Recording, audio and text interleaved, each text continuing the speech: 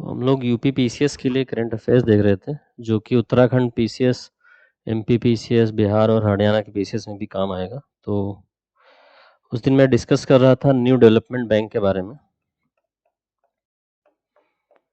New Development bank,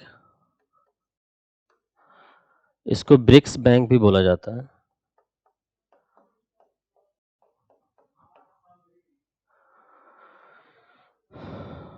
Brazil की former president है, उनका नाम है डिल्मा रोसेफ।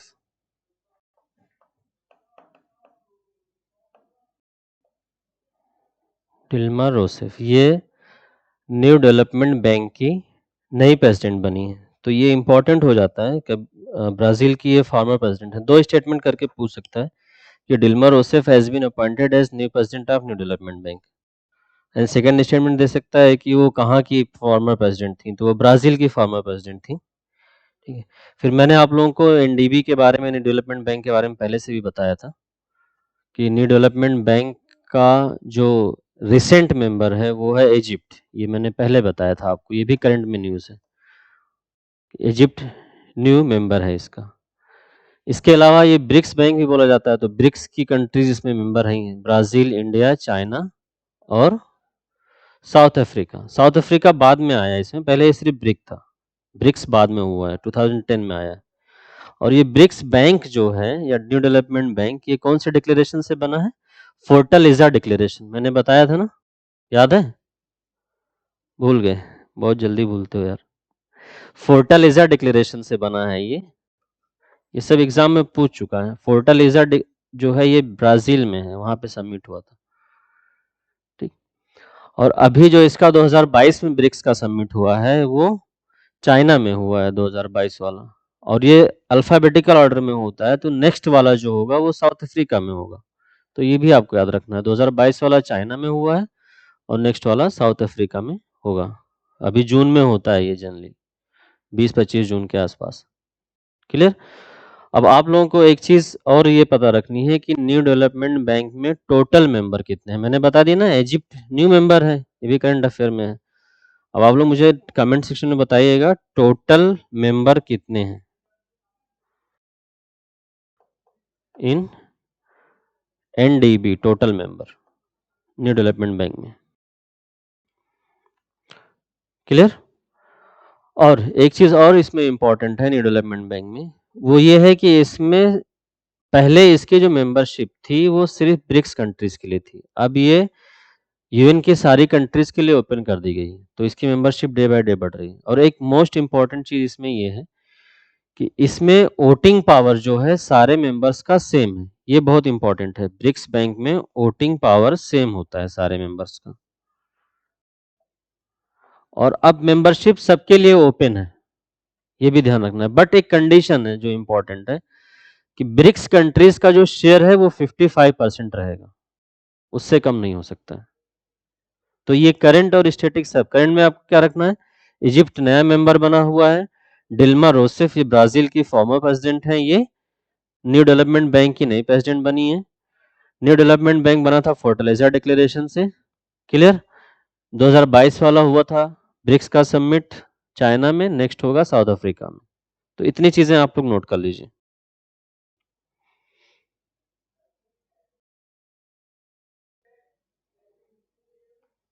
नेक्स्ट आइए,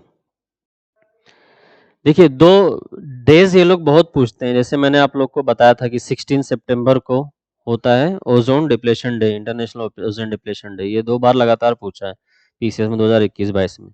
उत्तराखंड में भी पूछा था। उत्तराखंड में पूछा था सिविल सर्विस डे कब होता है। टीबी डे का थीम पूछ चुका है, वो मैंने पहले बता दिया है। ठीक है। ऐसे technology day, biodiversity day, water day, earth day, ये सब चीजें पूछता है एग्जाम में। पॉपुलेशन डे होता है 11 जुलाई को, पॉपुलेशन डे होता है। 29 जुलाई को टाइगर डे होता है। 12 अगस्त को होता है आपका एलिफेंट डे। ये सब पूछता है, आपको याद करना पड़ेगा। 19 नवंबर को होता है वर्ल्ड टॉयलेट डे। ठीक है।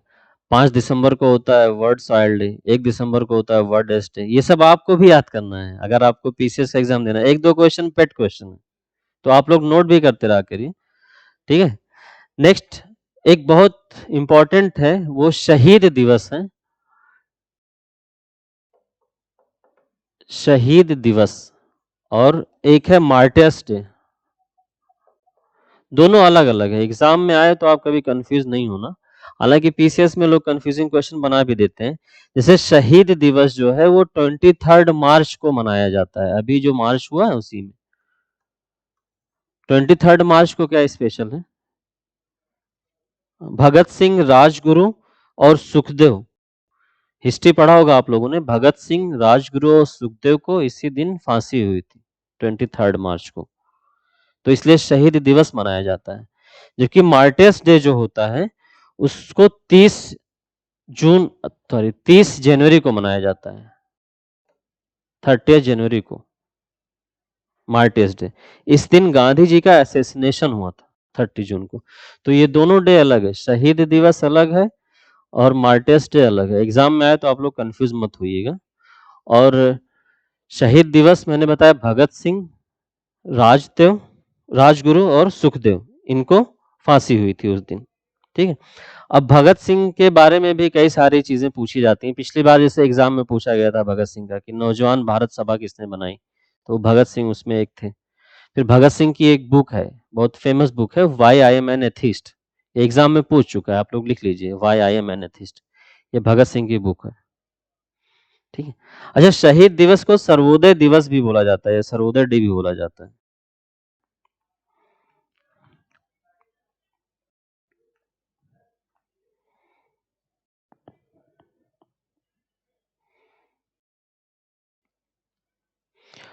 देखिए, एनवायरनमेंट से रिलेटेड कुछ अवार्ड वगैरह भी दिया जाता है जो आजकल बहुत पूछ रहा है। जैसे पिछले साल यूएन चैंपियंस अवार्ड पूछा था, इस बार वाइल्ड लाइफ कंजर्वेशन अवार्ड मिला है, ये लिख लीजिएगा, वाइल्ड लाइफ कंजर्वेशन अवार्ड। ये जम्मू कश्मीर की हैं, उनका नाम है आलिया मीर। आलिया मीर, इनको मिला है वाइल्ड लाइफ कंजर्वेशन अवार्ड। तो आपको तो ये याद रखना है कि वाइल्ड लाइफ कंजर्वेशन अवार्ड मिला है। फिर इन्होंने 2-3 बार पूछा है कि वाइल्ड लाइफ प्रोटेक्शन एक्ट कब बनाया गया। तो वाइल्ड लाइफ प्रोटेक्शन एक्ट जो है 1972 में बनाया गया था, ये एग्जाम में पूछा है। साथ में ये लोग एनवायरमेंट प्रोटेक्शन एक्ट 3-4 बार पूछ चुके हैं। एनवायरमेंट प्रोटेक्शन एक्ट ये 1986 में बनाया गया था। क्लियर?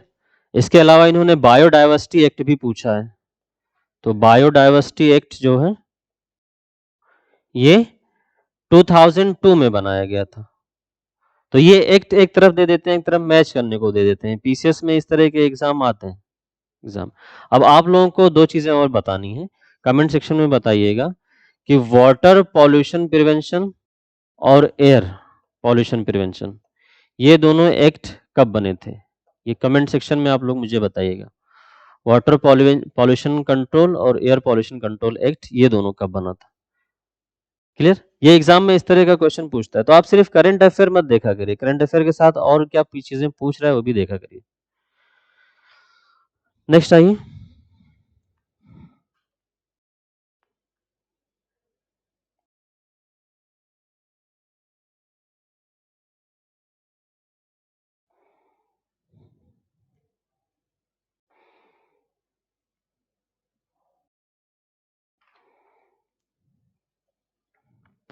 ग्लोबल टेररिज्म इंडेक्स, ये भी बहुत इंपॉर्टेंट इंडेक्स है।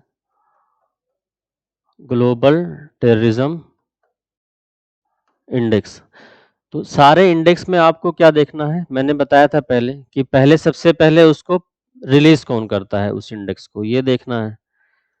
क्लियर? फिर उसमें टॉप पे कौन कंट्री है वो देखना है। फिर इंडिया की क्या पोजीशन है वो देखना है आपको। फिर लास्ट पोजीशन किसकी है ये देखना है। ये आपको सारे इंडेक्स में देखना है। और कोई बहुत इंपॉर्टेंट इंडेक्स है तो उसके कुछ पैरामीटर्स या डायमेंशंस होते हैं। जैसे आपका हंगर, ग्लोबल हंगर इंडेक्स है, ठीक है, ह्यूमन डेवलपमेंट इंडेक्स है। इन सब में आपको पैरामीटर्स या डायमेंशंस भी देखने पड़ेंगे। और जो ज़्यादा इंपॉर्टेंट नहीं है उसमें बस इतनी चीज़ें, उसको रिलीज कौन करता है, उसमें टॉप पे कौन सी कंट्री है, ठीक, और इंडिया का क्या पोजीशन है। तो इसको रिलीज करता है एक सिडनी बेस्ड इंस्टीट्यूट है, institute of economic and peace, institute of economic and peace, ये रिलीज करता है ग्लोबल टेररिज्म इंडेक्स। क्लियर?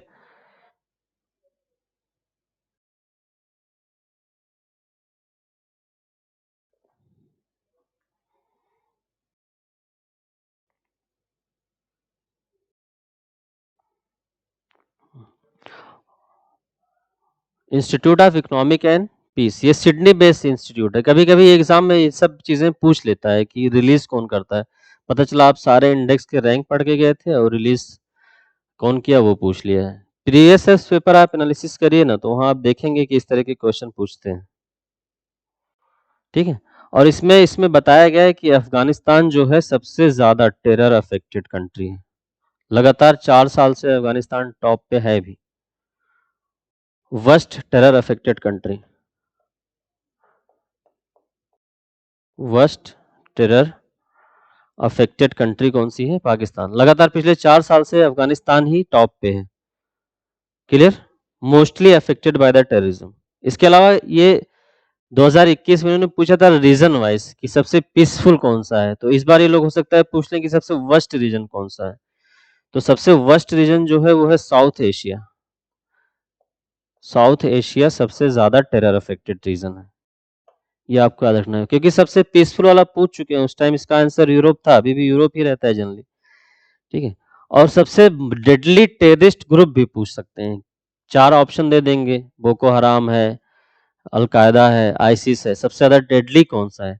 तो मोस्ट डेडली टेररिस्ट ऑर्गेनाइजेशन जो है वो है आपका आईसिस, आईएसआईएस। तो इसमें 3-4 चीजें आपको याद रखना है। Institute of economic and peace इसको रिलीज करता है, सबसे डेडलीस्ट टेरर ऑर्गेनाइजेशन है आईसिस, और अफगानिस्तान जो है वर्स्ट टेरर अफेक्टेड या मोस्ट टेरर अफेक्टेड कंट्री है। और रीजन वाइज अगर आप देखेंगे तो साउथ एशिया जो है सबसे ज्यादा टेरर अफेक्टेड है।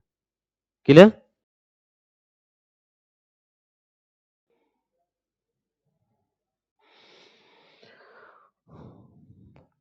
नेक्स्ट,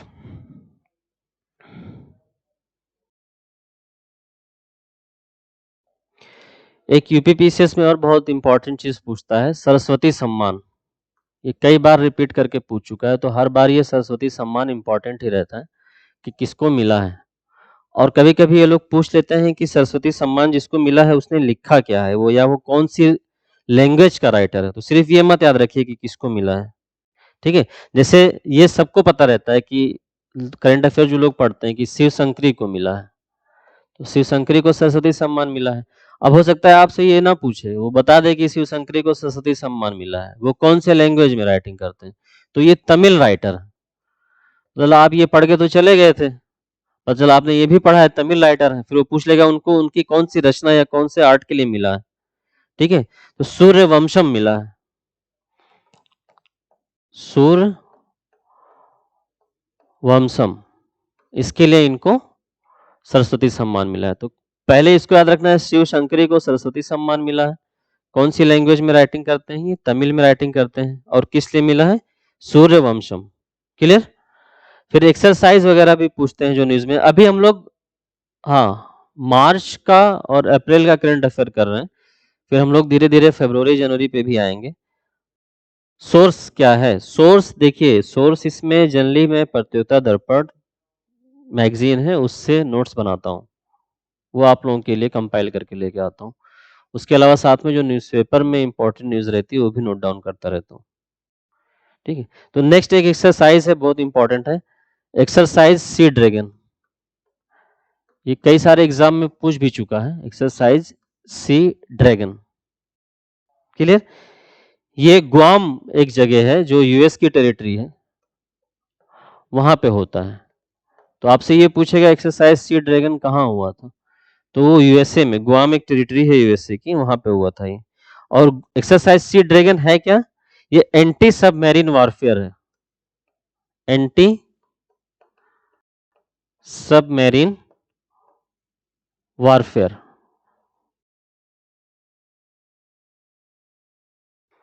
अब ये भी आपसे पूछता है कि जो एक्सरसाइज सी ड्रैगन है उसमें कौन सी कंट्री इन्वॉल्व है या कौन सी कंट्री नहीं इन्वॉल्व है करके पूछ लेता है।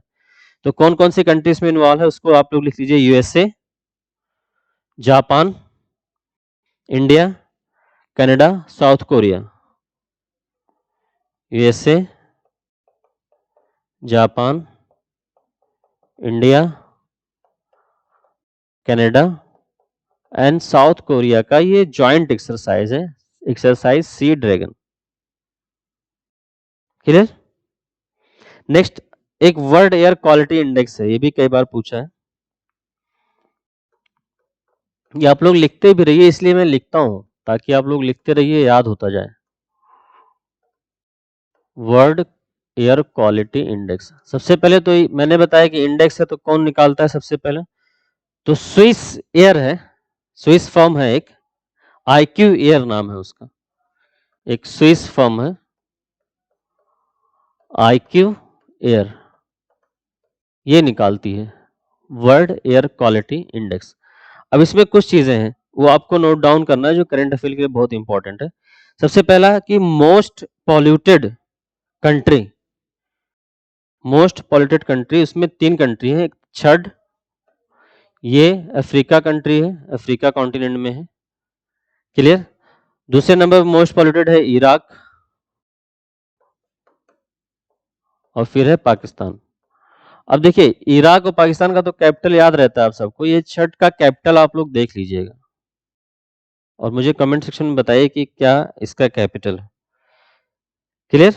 आप सिटी वाइज आएंगे तो सिटी वाइज, ये तो कंट्री वाइज हो गया, सिटी वाइज सबसे ज्यादा पॉल्यूटेड है लाहौर, मोस्ट पॉल्यूटेड सिटी है लाहौर, नंबर 1 पे है। दूसरे पे चाइना की एक सिटी है होतान, ये चाइना की है। और थर्ड नंबर पे है हमारे राजस्थान की भिवाड़ी,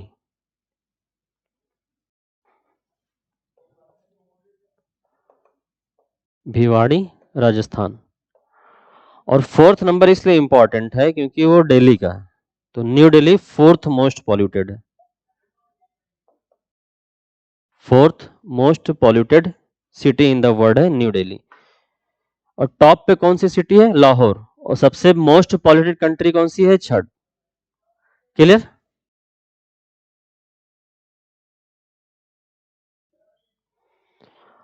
अब कभी कभी क्वेश्चन थोड़ा टफ करने के लिए ये मोस्ट पॉल्यूटेड सिटी नहीं पूछता, हालांकि मोस्ट पॉल्यूटेड सिटी भी पूछेगा तो वो लाहौर है। क्लियर? कभी कभी ये पूछता है कि मोस्ट पॉल्यूटेड कैपिटल सिटी कौन सी है, तो मोस्ट पॉल्यूटेड कैपिटल सिटी, ये छठ का जो कैपिटल है आप लोग मुझे बताइएगा कमेंट सेक्शन में कि क्या है, वही मोस्ट पॉल्यूटेड कैपिटल सिटी भी है। मोस्ट पॉल्यूटेड कंट्री छठ है और इसका जो मोस्ट पॉल्यूटेड कैपिटल सिटी है वो उसी छठ का कैपिटल है। तो मोस्ट पॉल्यूटेड कैपिटल सिटी आप लोग कमेंट सेक्शन में बताइएगा कि क्या है इसका कैपिटल। और दिल्ली जो है वो second most polluted capital city है। देखिए ओवरऑल सिटी वाइज देखेंगे तो फोर्थ नंबर पे है न्यू दिल्ली। क्वेश्चन को ध्यान से देखिएगा एग्जाम में, मोस्ट पॉल्यूटेड कैपिटल सिटी पूछेगा तो वो छठ का कैपिटल है most polluted. Most polluted city पूछेगा तो लाहौर है। मोस्ट पॉल्यूटेड सिटी में कौन सा नंबर है? न्यू दिल्ली का, तो फोर्थ है। और मोस्ट पॉल्यूटेड कैपिटल सिटी में न्यू दिल्ली सेकेंड नंबर पे है। क्लियर?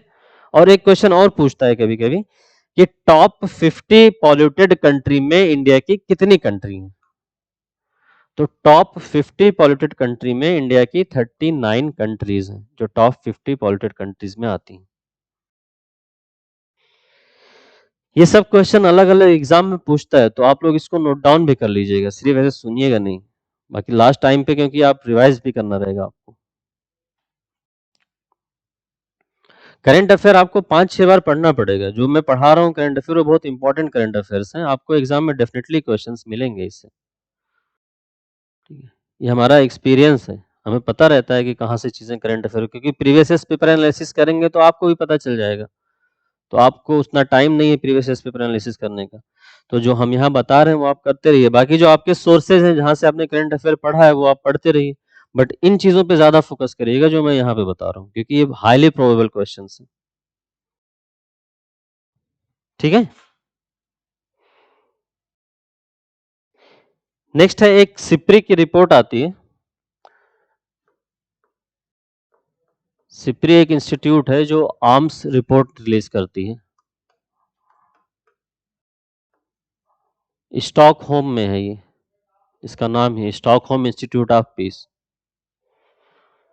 तो ये रिपोर्ट रिलीज करती है आर्म्स से रिलेटेड, आर्म्स के एक्सपोर्ट इंपोर्ट से रिलेटेड रिपोर्ट रिलीज करती है। तो यहां से भी क्वेश्चन आता है।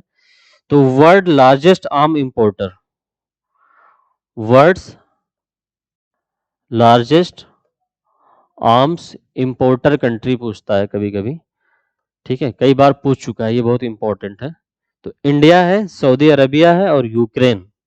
इस बार यूक्रेन आ गया है क्योंकि यूक्रेन वाला वॉर चल रहा है, इस वजह से इंडिया, सऊदी अरबिया और यूक्रेन।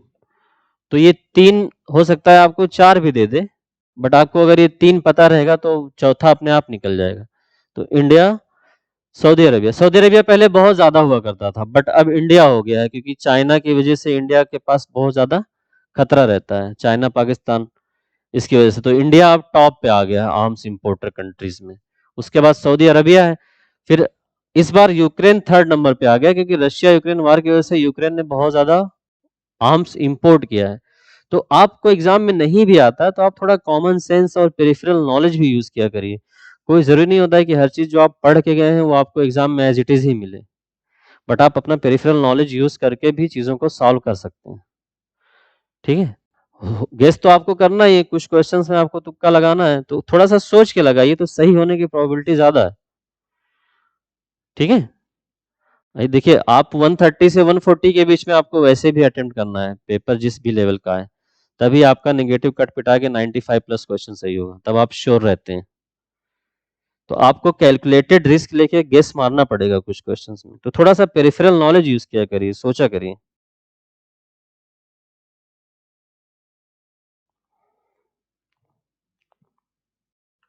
क्लियर। अब देखिए जिससे डे वगैरह में बताता था, तो इन्होंने एक बार ये भी पूछा है कि 15 मार्च को कौन सा डे होता है। तो 15 मार्च को होता है वर्ल्ड कंज्यूमर डे। इसका थीम भी लिख लीजिए क्योंकि थीम भी पूछने लगा है एग्जाम में अब। थीम इसका काफी बड़ा है, बट लिख लीजिए, empowering consumer through clean energy transition, empowering consumer through clean energy transition, ये इसका थीम है। कब होता है ये? 15 मार्च को। क्लियर।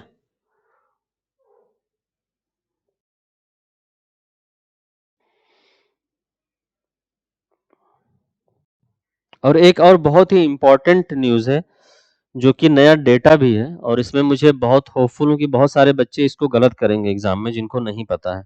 जैसे basic animal husbandry statistics, basic animal husbandry statistics, ये Ministry of Fisheries and Animal Husbandry release करती है, Ministry of Fisheries and Animal Husbandry, basic animal husbandry statistics. तो इसमें कुछ डेटा है जो बहुत इंपॉर्टेंट है। ठीक है, पहला data, India is the largest milk producing country, India largest milk producing country हो गई, ये पहले से भी थी, सबसे ज्यादा दुग्ध उत्पादन इंडिया में होता है। अब टफ करने के लिए लोग पूछ सकते हैं कि कितना है। ठीक है, तो ये approximately 221 million ton, 221 million ton हमारा पर एनम का मिल्क प्रोडक्शन है लास्ट ईयर 2022 में। क्लियर। अब मिल्क प्रोडक्शन में अभी तक यूपी टॉप पे रहता था, लेकिन इस बार राजस्थान हो गया है टॉप पे, यूपी दूसरे नंबर पे आ गया है। तो ये आप बहुत ध्यान दीजिएगा, राजस्थान मिल्क प्रोड्यूसिंग स्टेट्स में नंबर 1 पे आ गया है, यूपी सेकंड पे हो गया है। कई सालों से यूपी टॉप पे चलता था, लेकिन अब राजस्थान टॉप पे हो गया है, यूपी सेकंड पे है और थर्ड पे है एमपी। तो ये ध्यान से लिख लीजिए आप लोग, ये क्वेश्चन गलत मत करिएगा। लार्जेस्ट मिल्क प्रोड्यूसिंग पूछ चुका है, पहले यूपी था और अब कौन हो गया है? अब हो गया राजस्थान। ठीक है, ऐसे कभी कभी ये एग का भी पूछता है कि लार्जेस्ट एग प्रोड्यूसिंग स्टेट कौन सा है। तो एग में सबसे ज्यादा प्रोडक्शन है आंध्र प्रदेश, एग प्रोडक्शन में, और मीट का है महाराष्ट्र। मीट में आपको दो याद रखना पड़ेगा, दो इसलिए क्योंकि सेकंड नंबर पे है यूपी, तो महाराष्ट्र पहले पे है और यूपी दूसरे नंबर पे है। ये सब डेटा आपको याद रखना पड़ेगा बेटा, हर कोई याद करता है तो आप नहीं बच सकते हो ना। और आप जिस एग्ज़ाम की प्रिपरेशन कर रहे हो वो स्टेट सिविल सर्विसेज की सबसे हाई एग्ज़ाम माना जाता है। आईएएस के बाद इसी का नंबर रहता है, तो थोड़ा बहुत तो मेहनत करना पड़ेगा ना। नहीं, आप नहीं करोगे तो कोई और करेगा। ठीक है? तो अभी टाइम है, 1 महीने का टाइम बहुत होता है। जो-जो चीज़ें मैं यहाँ करंट अफ़ेयर आप लोगों को बता रहा हूँ, वो सब बहुत इम्पोर्टेंट करंट अफ़ेयर्स हैं। और आप लोग इसको ध्यान से देखा करिए और जो क्वेश्चन हम पूछते हैं, नहीं बताते हैं, वो इसलिए ताकि आप लोग थोड़ा होमवर्क करिए। ठीक है? चलिए नेक्स्ट आइए, एक और डे है, बहुत इम्पोर्टेंट है, कई एग्ज़ाम में पूछा है, वर्ल्ड स्पैरो डे। 20 मार्च को होता है, वर्ल्ड स्पैरो डे। 20 मार्च वर्ल्ड स्पैरो डे। इसका भी थीम ठीक है, बहुत सिंपल और अच्छा थीम है, I love sparrows. I love sparrows, ये इसका थीम है। सिंपल सा है, याद रख लीजिएगा इसको।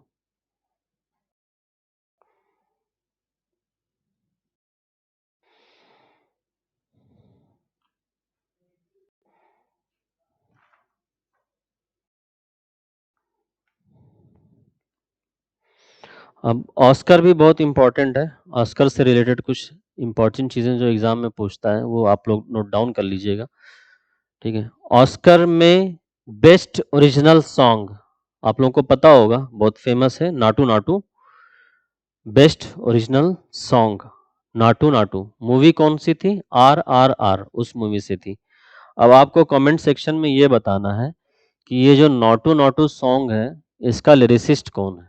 क्योंकि एग्ज़ाम में ये नाटू नाटू इतना फेमस हो गया है कि ऑलमोस्ट सबको पता है। तो इसका लिरिसिस्ट कौन है, ये आपको मुझे बताना है।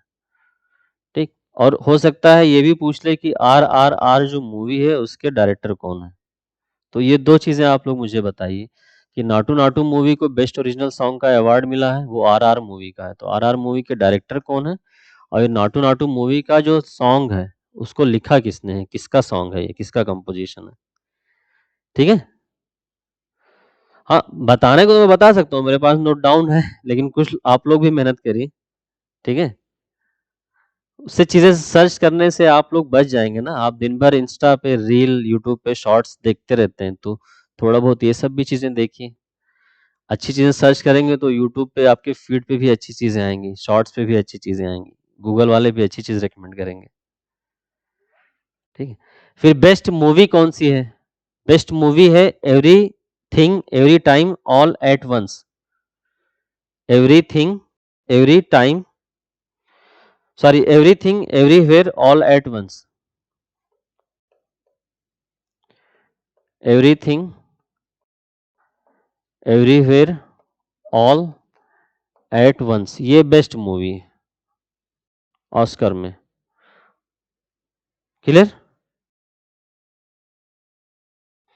और बेस्ट एक्टर हैं ब्रेंडन फ्रेजर। बेस्ट एक्टर हैं ब्रेंडन फ्रेजर।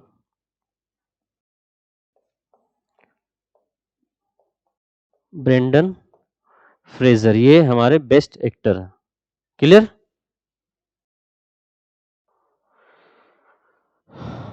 और बेस्ट एक्ट्रेस, ये बेस्ट एक्टर हो गए ब्रेंडन फ्रेजर, और बेस्ट एक्ट्रेस हैं मिशेल मिशेल यो।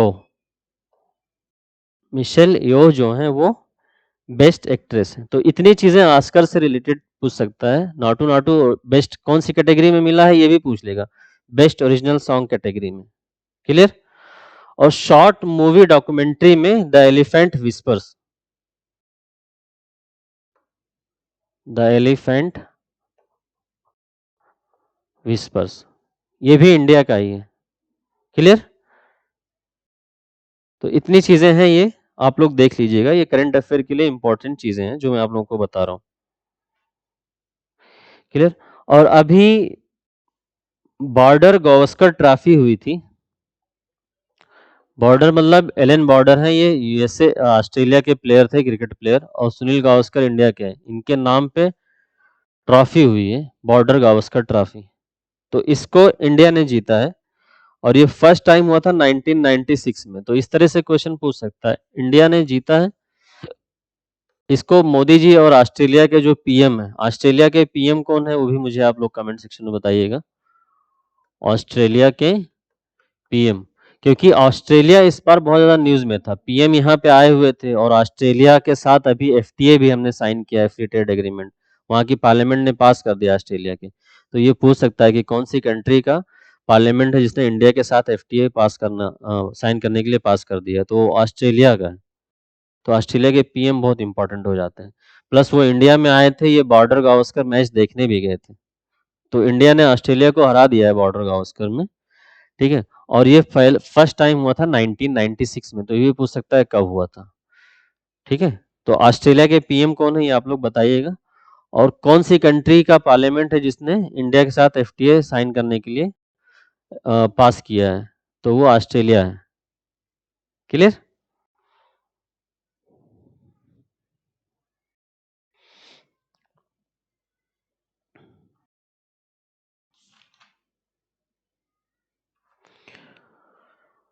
नेक्स्ट एक सम्मान और बहुत इंपॉर्टेंट है, वो भी पीसीएस में कई बार पूछा है। ठीक है, वो है व्यास सम्मान।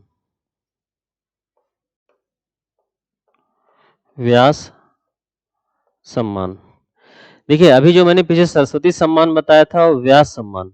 सरस्वती सम्मान और व्यास सम्मान दोनों एक ही इंस्टीट्यूशन, एक ही ऑर्गेनाइजेशन है, वो देती है। वो है के बिरला फाउंडेशन। सरस्वती सम्मान भी वही देती है और व्यास सम्मान भी वही देती है। तो ये आप याद रखिएगा कि के बिरला फाउंडेशन ही ये दोनों अवार्ड देती है। ठीक। और इन्होंने व्यास सम्मान दिया है ज्ञान चतुर्वेदी। ज्ञान चतुर्वेदी। और सरस्वती सम्मान अभी मैंने पीछे बताया है। और सरस्वती सम्मान, व्यास सम्मान दोनों कौन देता है? के बिरला फाउंडेशन देता है। और इस बार का जो व्यास सम्मान है वो ज्ञान चतुर्वेदी को मिला है और उन्होंने लिखा है पागल खाना, इसके लिए मिला है। पागल खाना, तो ये आपको याद रखना पड़ेगा। क्लियर। और एक और बहुत इंपॉर्टेंट न्यूज है, इसके पहले भी जब इस तरह से हुआ था तो इन्होंने एग्जाम में पूछा था। ठीक है, ये बहुत ही इंपॉर्टेंट है, इसको लिख लीजिएगा आप लोग। Longest railway platform of the world. ये जब पहले गोरखपुर बना था तब भी इन्होंने पूछा था, longest railway platform of the world. पहले हमारा गोरखपुर का रेलवे प्लेटफॉर्म था, लेकिन अब गोरखपुर जो है वो सेकंड नंबर पे आ गया है। पहले गोरखपुर सबसे लॉन्गेस्ट रेलवे प्लेटफॉर्म था, सबसे लंबा प्लेटफॉर्म था। और अब क्या हो गया है? श्री सिद्धारोधा स्वामी जी। श्री सिद्धारोधा स्वामी जी। श्री सिद्धारोधा स्वामी जी, ये नाम आप लोग याद कर लीजिएगा, इस नाम से भी दे सकता है। श्री सिद्धारोधा स्वामी जी रेलवे स्टेशन है कर्नाटका में। कर्नाटका में हुबली एक जगह है, उसका नाम है ये हुबली। तो या तो ऑप्शन में हुबली दे देगा, तो हुबली दे देगा तो आपको पता ही रहेगा। लेकिन इसका हुबली जगह है, उसका नाम है श्री सिद्धारोधा स्वामी जी रेलवे स्टेशन।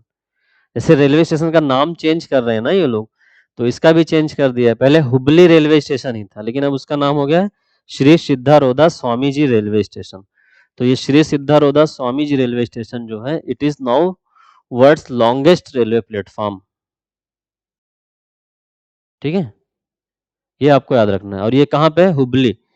और स्टेट पूछेगा तो कर्नाटका।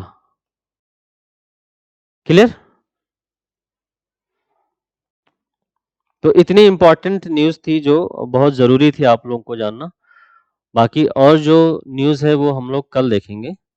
और मैं कुछ स्टैटिक पार्ट भी जो इम्पोर्टेंट है उसको भी कवर करूंगा। अगर आप लोग कहेंगे तो मुझे कमेंट सेक्शन में बताइएगा कि स्टैटिक पार्ट जो इम्पोर्टेंट है या प्रीवियस ईयर्स क्वेश्चन है या यूपी स्पेशल है, आप ये लोग अगर आप लोग ये सब पढ़ना चाह रहे हैं तो वो भी बता दीजिएगा, मैं थोड़ा सेशन बढ़ा दूंगा क्लास का। ठीक है, तो ये सब याद रख लीजिएगा आप। बाकी जो परसों बताए हैं, कल बताए हैं, वो रिवाइज करते रहिएगा। जैसे अब कल आके मैं पूछूं अगर कि बेस्ट डॉक्यूमेंट्री कौन से उसको मिला है, तो आपको पता होना चाहिए द एलिफेंट विस्पर, रिवाइज करते रहा करिए। या बॉर्डर गावस्कर ट्रॉफी कौन जीता है मैं पूछूं तो आप बताइए ऑस्ट्रेलिया ने जीता है। या व्यास सम्मान या सरस्वती सम्मान ये कौन देता है अगर मैं ये पूछूं तो आप बताइए के बिरला फाउंडेशन। तब मेरे पढ़ाने का कुछ वो है। बाकी ये देखिए रिसोर्सेज ऑनलाइन का टाइम है, सबके पास रहता है। इम्पोर्टेंट है कि आप पढ़ते हैं और रिवाइज करते हैं कि नहीं। तो रिसोर्सेज की कमी नहीं है, बट आप जो चीज़ें पढ़ते हैं उसको पढ़िए, उसको रिवाइज करिए। आपने जो नोट्स बना रखा है उसको रिवाइज करिए, वो ज़्यादा ज़रूरी है। प्रीवियस ईयर्स पेपर जो आपने सॉल्व कर रखा है उसको रिवाइज करिए, या जो एग्जाम में टेस्ट में जो क्वेश्चन आप गलत कर रहे हैं उसको रिवाइज करिए। ये सब आप करिए तो आपका प्रीलिम्स कोई नहीं रोक पाएगा। बाकी आपके जो स्ट्रॉन्ग एरिया हैं, ठीक है, उस पे आप कम भी फोकस करेंगे तो चल जाएगा, बट जो आपका वीक एरिया है उस पे आप ज़्यादा फोकस करिए। और ये एग्ज़ाम बहुत टफ नहीं है इसका प्रीलिम्स निकालना, बट डिपेंड ये करता है आप लोग रिसोर्सेज ढेर सारा ले लेते हैं, ढेर सारा करंट अफेयर, ढेर सारा पीडीएफ, ढेर सारी मैगजीन, और पढ़ते एक भी नहीं है सही से। आप कोई भी, जैसे आप यही सब वीडियोस में जो मैंने अभी बताया आप इसको नोट डाउन कर लीजिए, या आप इसी को 5-6 बार देख लीजिए।